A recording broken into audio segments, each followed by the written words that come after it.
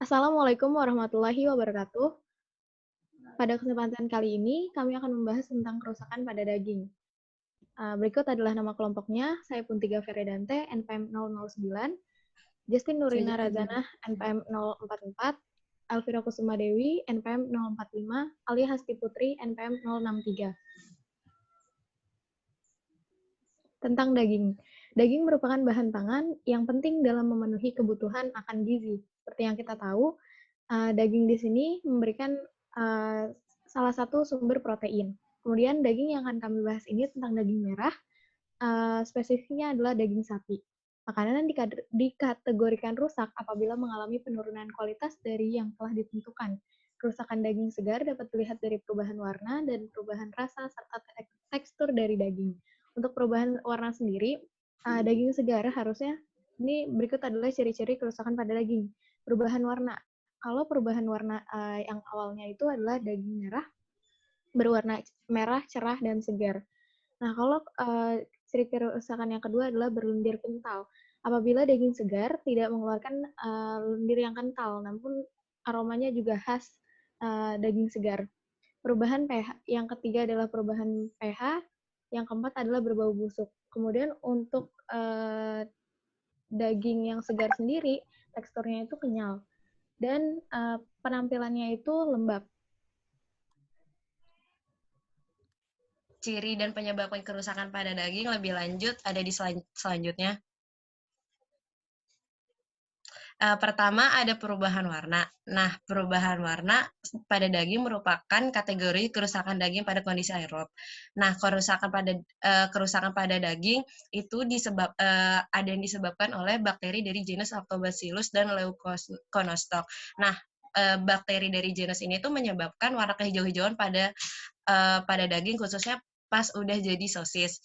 Terus sebab lainnya itu perubahan warna pada permukaan daging. Yang tadinya kan kalau daging segar itu warnanya merah cerah gitu kan.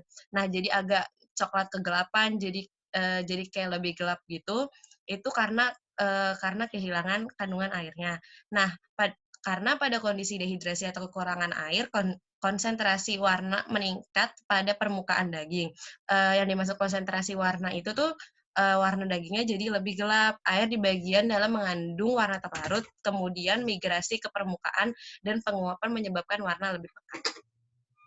Lalu ada poin nomor 2, daging yang mengalami kerusakan juga ada lendir-lendirnya gitu. Nah, lendir-lendirnya ini tuh yang biasa ada di permukaan daging biasanya disebabkan oleh beberapa mikroorganisme yang ada, misalnya Pseudomonas, Acinetobacter, Alkaligenes, Moraxella, Streptococcus, Leuconostoc, Bacillus, sama Micrococcus.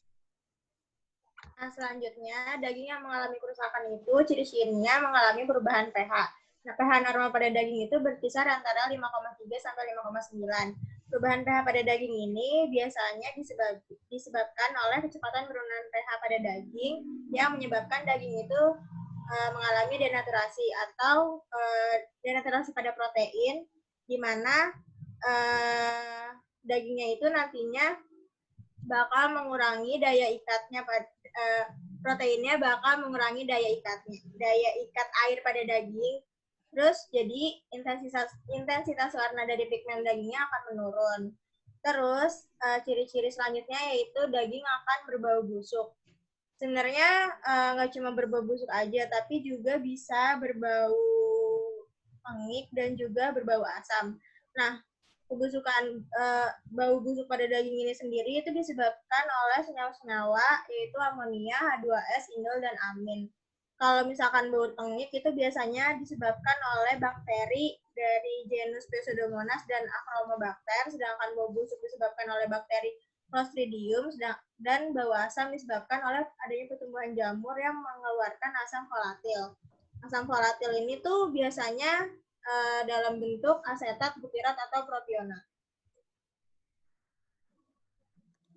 Nah, gimana sih caranya kita biar mencegah daging itu rusak?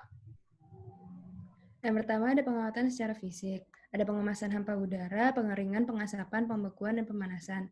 Nah, mereka semua tujuannya mirip-mirip, yaitu mencegah pertumbuhan mikrobakteri. Yang kedua ada penguatan secara biologi. di mana pengawatan secara biologi itu melibatkan proses fermentasi. Ada 2 proses fermentasi yang terlibat, adalah yang pertama, fermentasi ensiling selada. Fermentasi ensiling daun selada merupakan proses biokimia yang dilakukan oleh kelompok bakteri asam laktat yang berlangsung dalam kondisi anaerobik, yang berasal dari sayuran selada, yaitu ada bakteri Lactobacillus plantarum, Lactobacillus acidophilus, Streptococcus faecalis, dan Streptococcus lactis. Yang kedua ada fermentasi biji kepayang. Biji kepayang juga dinamakan biji keluak. Proses fermentasi biji kepayang ini menghasilkan senyawa kimia alami yang bersifat antibakteri, yaitu beberapa macam asam yang dapat menurunkan pH dan menghambat pertumbuhan bakteri dalam pembusukan daging. Nah, komponen pada fermentasi biji kepayang yang bersifat antibakteri itu mengandung asam lemak siklik yang tidak jenuh. Ada asam kaulmograt, asam hidrokarpat, dan asam gorlat. Nah, yang ketiga ada pengawatan secara kimia.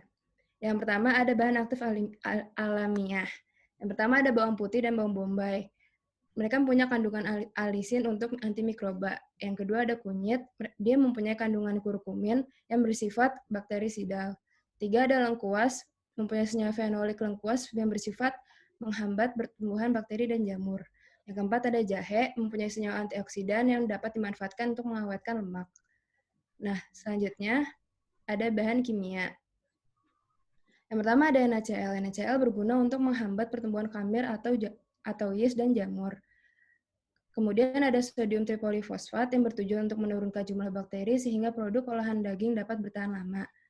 3 ada gula pasir. Keempat ada sodium nitrit yang digunakan dalam campuran untuk menghasilkan kestabilan pigmen daging olahan. Dan terakhir ada sodium laktat yang digunakan untuk mengontrol pertumbuhan patogen. Ya, sekian dari kami. Sekian dari kami, kurang lebihnya mohon dimaafkan. Wassalamualaikum warahmatullahi wabarakatuh.